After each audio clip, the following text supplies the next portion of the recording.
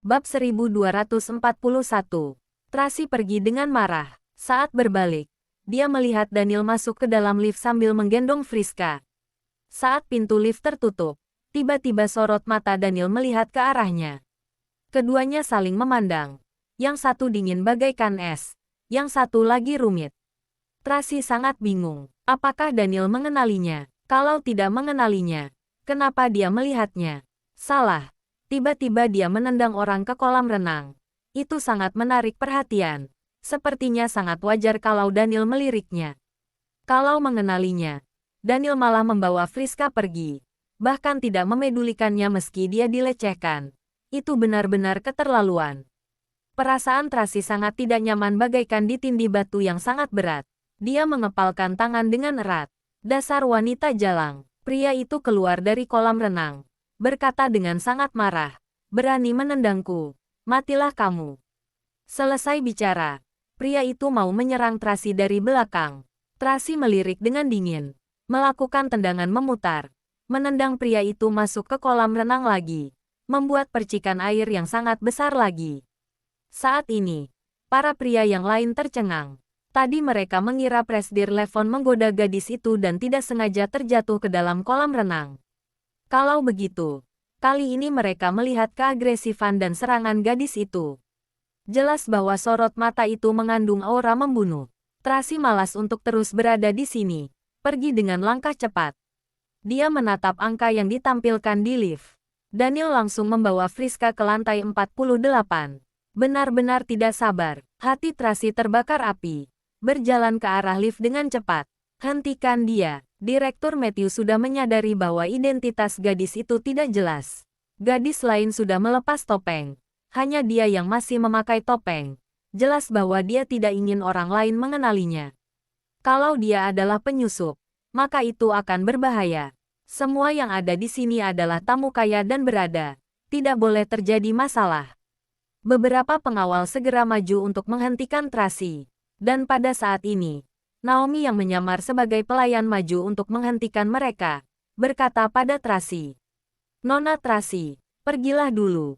Tracy masuk ke dalam lift dengan cepat. Beberapa pengawal yang lain masih mau menghentikannya. Naomi menendang mereka. Saat ini, suasana menjadi kacau dalam sekejap. Para gadis berteriak ketakutan. Para pria berteriak memanggil pengawal. Semuanya menjaga nyawa mereka yang berharga. Direktur Matthew segera memanggil sekelompok pengawal untuk menghadapi Naomi dan menangkap Tracy. Pintu lift sudah tertutup. Tracy langsung naik ke lantai 48.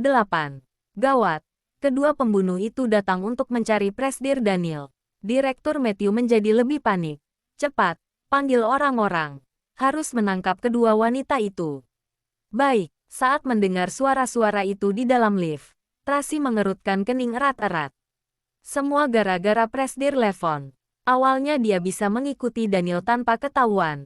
Tapi karena gangguannya, sekarang masalah menjadi berantakan.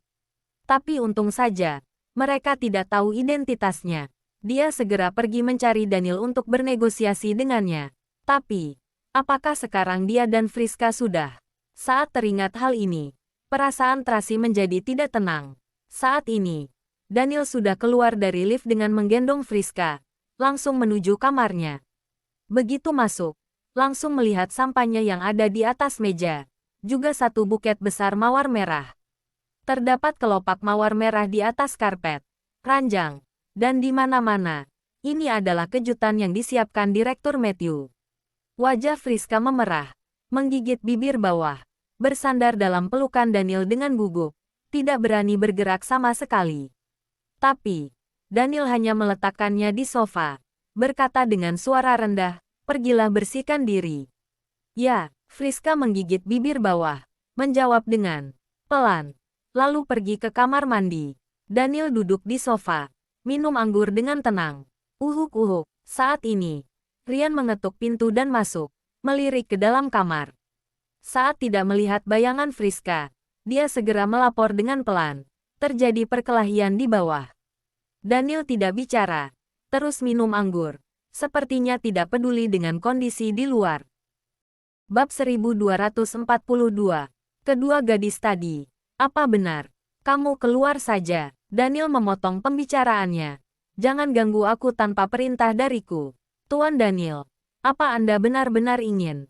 Rian melirik kamar mandi dan bertanya dengan heran. Anda jangan gegabah, tenanglah. Pergi, Daniel berkata dengan pelan. Baik, Rian tidak berani berkata-kata lagi. Kemudian dia menundukkan kepalanya dan melangkah mundur. Daniel mengambil remote di atas meja dan menekannya. Peringatan, jangan ganggu. Segera muncul di atas pintu. Rian menghela napas dan melangkah mundur tidak berdaya. Tracy keluar dari lift dan dengan cepat menemukan kamar Daniel. Dia tahu kebiasaan Daniel. Tidak peduli di hotel mana dia tinggal. Dia suka tinggal di kamar presiden yang terletak di ujung. Dengan demikian lebih tenang dan tidak akan terganggu. Melihat peringatan, jangan ganggu, yang menyala di luar pintu. Tracy merasa gelisah dan sedih. Manusia gegabah itu benar-benar sudah tidak sabar. Dia mengepalkan tinjunya, dan ragu-ragu apakah akan menerobos masuk ke dalam. Jika dia menerobos masuk dan melihat yang seharusnya tidak dia lihat, dia akan menjadi gila. Jika dia tidak menerobos masuk, ketika orang-orang Direktur Matthew mengejarnya, dia pasti akan tertangkap.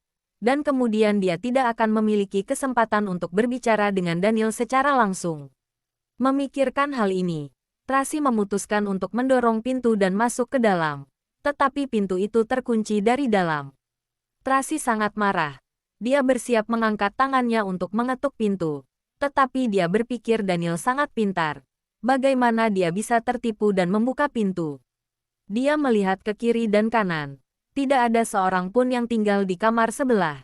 Jadi dia menyelinap masuk dan menguncinya. Berencana untuk memanjat dari balkon. Daniel duduk di sofa. Segelas anggur telah habis. Matanya tertuju pada celah pintu. Dan ketika dia mengamati gerakan di luar sudah menjadi lebih tenang, ia mendapati bahwa orang di luar telah pergi. Mungkinkah sudah menyerah? Aku sudah selesai. Pada saat ini, Friska keluar dari kamar mandi dengan hanya menggunakan handuk mandi yang melilit tubuhnya. Dia sudah mandi dan mengeringkan rambutnya. Wajahnya sangat cantik, dan kulitnya sangat lembut, tanpa cacat seperti bayi. Seluruh tubuhnya mencerminkan rasa bersih. Dan yang lebih langka lagi adalah dia memiliki sepasang mata yang murni. Sorot matanya dipenuhi oleh Daniel. Ini membuat Daniel yang frustasi dalam hubungannya menjadi sedikit tergerak. Kemari duduklah. Daniel mengangkat kepala dan menatapnya. Friska berjalan dengan gugup dan duduk di sofa di seberangnya. Dia sangat gugup hingga tidak tahu apa yang harus ia lakukan. Kemarilah, Daniel menepuk kursi di sebelahnya. Friska menggigit bibir bawahnya. Berjalan dengan hati-hati, dan duduk di sebelahnya. Tetapi karena dia gugup, dia tidak berani menatapnya. Daniel memberinya segelas anggur, dan dia mengambilnya dengan hati-hati, karena takut menjatuhkannya lagi seperti sebelumnya. Sangat gugup, ketika Daniel berbicara, terlihat ada sedikit gerakan dari balkon. Alisnya sedikit berkerut. Ini adalah lantai 48. Jika jatuh maka akan mati. Ya. Friska menarik napas dalam-dalam, mengumpulkan keberaniannya, dan berkata pada Daniel, "Apa kamu masih ingat aku? Waktu itu kita bertemu di kota Bunaken." "Aku ingat," Daniel berkata dengan pelan. "Ayahmu menggunakan 41 triliun di pelelangan proyek Ocean Wild kota Bunaken.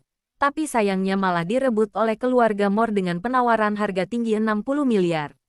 Itu bukan ayahku. Yang berpartisipasi dalam pelelangan adalah Paman Hanley, bawahan ayahku." Friska berkata dengan lembut, "Aku tidak hadir di pelelangan. Tapi aku melihatmu di belakang panggung pada forum bisnis Asia yang diadakan di Taman Luke Hills. Apa kamu ingat?" Oh ya, terlihat jelas bahwa Daniel sejak awal tidak mengingatnya. "Sebenarnya, itu bukan pertama kalinya aku melihatmu." Friska tersipu malu dan melanjutkan kata-katanya. "Ketika aku berusia 16 tahun, aku melihatmu di pertemuan bisnis di negara Maple. Saat itu kamu berpidato di atas panggung." Friska belum selesai bicara. Daniel tiba-tiba memeluknya. Dia tidak keburu menghindar dan menumpahkan anggur merah ke pahanya Daniel. Bab 1243. "Maaf, aku." Tepat ketika Friska hendak berbicara, Daniel menekan tubuhnya, mencubit pipinya dan menatapnya dengan tatapan yang rumit. Friska sangat gugup hingga tidak berani bernapas. Tubuhnya yang lemah gemetar di bawahnya. dan sepasang matanya yang besar menatap Daniel dengan gelisah. Menurutmu apa yang paling dipedulikan wanita? Daniel dengan lembut menyentuh pipinya dengan jarinya. Sorot matanya dipenuhi dengan kebingungan dan keraguan. Friska tidak mengerti kenapa dia tiba-tiba menanyakan pertanyaan seperti itu. Tapi ia masih menjawabnya dengan sungguh-sungguh. Seharusnya cinta dari seorang pria. Cinta seorang pria. Daniel merenungkan jawabannya. Apa itu lebih penting daripada kepentingan keluarga? Ya, Friska menjawab tanpa ragu. Kepentingan keluarga adalah milik keluarga. Dan cinta adalah milik diri sendiri. Setelah beberapa saat, dia menjelaskan dengan gelisah. Apa kamu pikir aku mendekatimu karena kepentingan keluarga? Tidak, itu karena aku mengagumimu.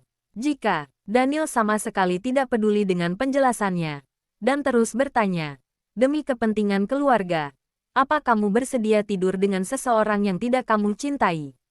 Tidak, Friska mengira Daniel salah paham, dan buru-buru berkata, aku mencintaimu, itu sebabnya. Cinta, Daniel tertawa mengejek, cinta bisa berubah. Di masa lalu, Tracy sangat mencintainya, dan dia mengorbankan banyak hal untuknya, menyimpan kasih sayang yang mendalam untuknya, menunjukkan kelembutan padanya. Tapi sekarang, dia jatuh ke pelukan Duke. Tidak, aku tidak akan pernah berubah. Friska menjawab dengan sangat yakin. Kamu tidak tahu, aku benar-benar mencintaimu.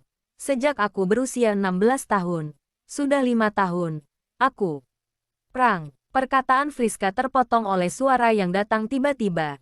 Dia terkejut, dan tanpa sadar dia menoleh. Tracy mencoba yang terbaik dengan mengambil risiko jatuh dari lantai 48. Ia memanjat dari balkon kamar sebelah. Awalnya dia mendarat dengan mulus, tetapi melihat Daniel yang menekan Friska, dia tidak bisa menahannya menggelengkan kepalanya, dan kemudian secara tidak sengaja menjatuhkan vas bunga di dekat balkon. Oleh karena itu, terdengar suara. Dia, Friska sekilas mengenalinya. Dia adalah wanita bertopeng yang ada di ruang ganti sebelumnya. Ia meminjamkan baju renangnya padanya. Maaf, Tracy berkata kepada Friska. Kemudian dia memutar tangan kanannya. Sebuah jarum perak terbang melewatinya dan menusuk leher Friska.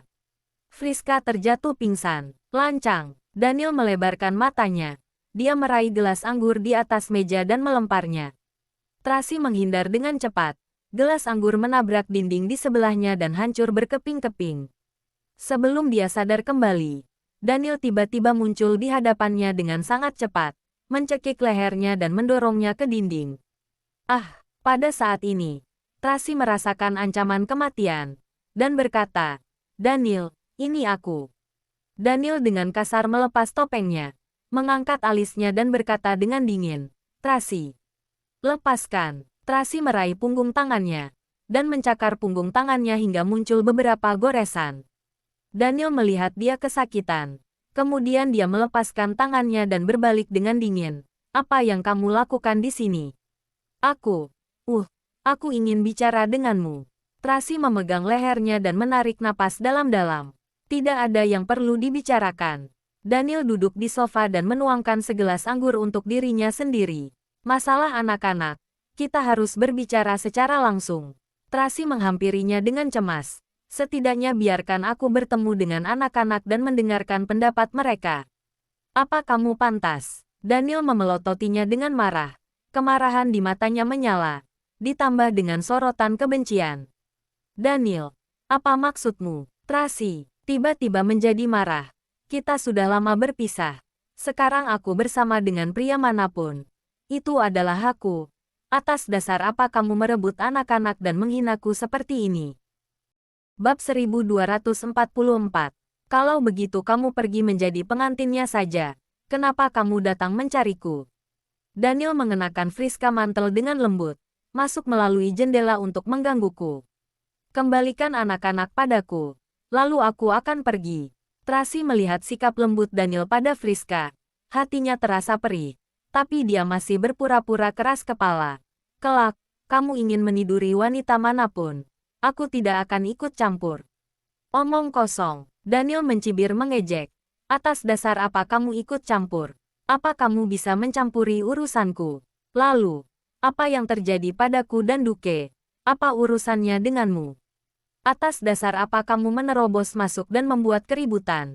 Tracy bertanya dengan marah. Mengungkit masalah ini, raut wajah Daniel langsung berubah muram. Dia kembali memecahkan gelas anggur. Kemudian mendorong Tracy ke sofa. Mencubit pipinya. Dan berteriak dengan marah, apa karena aku tidak menyentuhmu selama 2 tahun? Jadi kamu merasa tidak nyaman? Apa kamu sangat menginginkan seorang pria? Sehingga kamu tidak sabar dan masuk ke pelukan orang lain? Apa yang kamu lakukan? Lepaskan aku. Tracy mendorongnya dengan marah. Tetapi tubuh Daniel sangat kuat dan dia tidak bisa mendorongnya. Sebaliknya, karena terus bergerak membuat tubuh Daniel menjadi lebih bersemangat. Tracy yang awalnya mengenakan pakaian renang seksi, dengan gerakannya yang seperti itu, membuat tubuhnya lebih terekspos. Teruslah bergerak. Aku akan menidurimu sekarang. Tubuh Daniel sudah memiliki respons naluriah. Dia berteriak dengan suara serak. Kebetulan sekali. Kamu membuat wanitaku pingsan. Sekarang kamu harus menggantikannya. Mendengar kalimat ini, hati Tracy seolah tercabik. Dia mengatakan bahwa Friska adalah wanitanya. Wanitanya. Tracy Moore. Daniel mencubit wajah Tracy dengan marah. Dan bertanya, apa kamu tahu berapa banyak usaha yang harus aku lakukan demi menjemputmu kembali? Aku sangat menantikan keluarga kita bisa bersama lagi. Tapi kamu malah memberiku balasan seperti itu. Apa kamu tidak tahu? Sampai saat ini, hanya kamulah wanitaku satu-satunya. Bahkan saat kamu menghilang selama 2 tahun, aku tidak pernah menyentuh wanita lain. Tidak peduli berapa banyak wanita yang menawarkan kasih sayang padaku, aku tidak pernah goyah. Tapi kamu malah bersama Duke dalam waktu yang sesingkat itu. Apa kamu tahu betapa aku membencimu? Aku tidak sabar untuk membunuhmu. Setelah mengucapkan kalimat terakhir, Daniel menggertakkan giginya dengan kebencian. Suaranya bergetar. Terpancar kesedihan yang tidak bisa ia tahan lagi. Dia mengulurkan tangannya dan mencekik leher Tracy dengan marah. Tetapi dia tetap tidak tega untuk menggunakan kekuatannya. Rasa bersalah dan emosi di hati Tracy tidak bisa lagi ditutupi. Tiba-tiba, hatinya yang keras melunak. Dia tersedak dan berkata, Daniel, sebenarnya, aku, tok, tok, tok, Tracy, Tracy. Suara Tracy tiba-tiba terpotong oleh ketukan tergesa-gesa di pintu dan teriakan cemas dari Duke. Dia terkejut. Kenapa Duke datang di waktu ini? Mata Daniel tiba-tiba menjadi tajam lagi. Barusan dia pikir Tracy akan menjelaskan sesuatu, dan muncul kembali harapan di hatinya. Tapi, kemunculan Duke kembali mengganggunya. Tracy, bagus sekali kamu. Daniel menamparkan pipi Tracy dan tersenyum dengan dingin. Suami dan istri bertarung bersama. Yang satu di sini untuk berpura-pura bernegosiasi, dan yang lainnya segera muncul untuk menyelamatkannya. Apa kamu mengutus seseorang ke vilaku untuk mengambil anak-anak? Hah, aku. Pemikiran Tracy telah ditebak olehnya. Dia panik sejenak, tetapi dia dengan cepat bereaksi dan buru-buru menjelaskan. Tidak seperti itu, Daniel. Daniel, buka pintunya. Cepat buka pintunya. Duke masih mengetuk pintu dengan keras. Kemudian terdengar suara Direktur Matthew datang dari luar. Duke, jangan membuat masalah. Sudah kubilang. Presdir Daniel membawa seorang wanita ke atas. Wanita itu adalah Friska Amberson, bukan Nona Tracymu. Bab 1245. Tapi, Tracy jelas-jelas datang ke hotel ini. Dia pasti datang untuk bernegosiasi dengan Daniel. Sekarang dia menghilang. Dia pasti ada di sini. Duke sangat cemas. Direktur Matthew, pergilah cari petugas hotel. Bantu aku buka pintu. Apa kamu gila? Direktur Matthew panik. Ini adalah kamar Presdir Daniel. Dan kamu menyuruhku. Bukankah ini sama saja seperti kamu membiarkan aku mati? Ini Paris, negara tempat tinggalku. Apa yang kamu takutkan? Duke cemas dan marah. Kamu mau buka atau tidak? Jika tidak, aku akan menelepon seseorang secara langsung. Duke, tenanglah. Jangan membuat masalah. Direktur Matthew sangat panik, dan membujuknya dengan susah payah. Anggaplah aku memohon padamu. Biarkan aku tetap hidup. Jika kamu terus membuat keributan seperti ini, kamu akan membuatku mati. Akulah yang mengatur acara ini. Jika Presdir Daniel tidak puas, aku harus bertanggung jawab penuh. Kamu ikut aku dulu. Aku janji. Aku akan membantumu menemukan Nona Tracy. Oke. Tracy pasti ada di sini. Duke masih sangat keras kepala. Orang-orangku sudah mencarinya di seluruh hotel, tapi tidak ada jejaknya. Selain di sini, tidak ada tempat lain lagi. Kamu, Duke Louis, apa yang kamu lakukan? Ini kamar Presdir Daniel. Silakan pergi. Rian juga datang dan mengusir Duke. Meskipun status Duke lebih tinggi, tapi orang-orang Wollens tidak pernah takut akan kekuasaan. Di masa lalu, mereka menghormati Duke karena ia adalah teman baik Daniel. Tapi sekarang, tampaknya tidak lagi. Rian, kamu datang tepat waktu. Duke melihat Rian dan segera berkata padanya, buka pintunya. Aku akan berbicara dengan Daniel secara langsung. Duke Louis, apa kamu minum terlalu banyak? Mana mungkin aku bisa membuka pintu tanpa izin? Rian benar-benar tidak bisa berkata apa-apa. Tolong pergi. Jangan ganggu waktu istirahat Presdir Daniel. Aku tidak akan pergi sebelum bertemu Daniel. Duke tidak ingin berdebat dengan mereka, dan meminta rombongannya untuk memanggil seseorang. Direktur Matthew buru-buru membujuknya. Rian juga mengingatkannya untuk berhati-hati. Di dalam ruangan, Tracy mendorong Daniel dengan cemas, biarkan aku pergi. Awalnya masalah ini hanya ingin diselesaikan secara internal. Sejauh ini tidak ada yang tahu identitasnya, kecuali wanita itu dan Daniel. Tapi Duke datang membuat keributan. Jika masalah ini sampai tersebar, maka ketiga keluarga akan kehilangan semua martabat mereka. Kenapa? Merasa kasihan. Daniel mencibir dan mengejeknya. Dia datang tepat pada waktunya. Apa yang dia lakukan padaku kemarin? Aku akan mengembalikan semuanya hari ini. Setelah mengatakan itu, Daniel merobek baju renang Tracy, membiarkannya telanjang di bawah tubuhnya. Kamu, Tracy buru-buru menutupi dadanya dan berteriak dengan marah. Kamu sudah gila ya? Ya, aku sudah gila. Aku tergila-gila padamu. Daniel langsung membuka kunci pintu dengan remote control, lalu berbaring di atas Tracy dan mencium lehernya dengan paksa. Di luar, Duke menyadari pintu sudah tidak terkunci. Ia segera membuka pintu dan bergegas masuk. Tracy, Kata-katanya tiba-tiba terhenti ketika dia melihat Tracy dan Daniel. Semua orang terdiam di tempat. Semua mata menatap pemandangan ini dengan tercengang. Lepaskan aku. Tracy mendorong Daniel dengan marah, menutupi dirinya dengan bantal, kemudian mengangkat tangannya untuk memukulnya. Tetapi Daniel meraih pergelangan tangannya. Kamu sendiri yang menerobos masuk. Daniel duduk dengan tenang, melemparkan selimut tipis ke Tracy. Kemudian dia bangkit berdiri membelakangi Duke sambil merapikan pakaiannya. Di depan pintu, Direktur Matthew dihentikan oleh Rian. Semuanya keluar. Kalian tidak ada urusan di sini. Tidak akan ada pertumpahan darah kan? Direktur Matthew sangat panik. Tidak, Rian menyuruh semua orang pergi. Pada saat ini, Naomi baru saja tiba. Keduanya saling memandang. Dia memelototinya dengan ganas, dan melangkah masuk. Daniel, aku bunuh kamu. Duke meraih pisau buah di atas meja, menyerang Daniel seperti orang gila. Duke, jangan. Tracy berteriak dengan panik. Naomi ingin melangkah maju untuk menghentikannya, tetapi sudah terlambat. チャンネル登録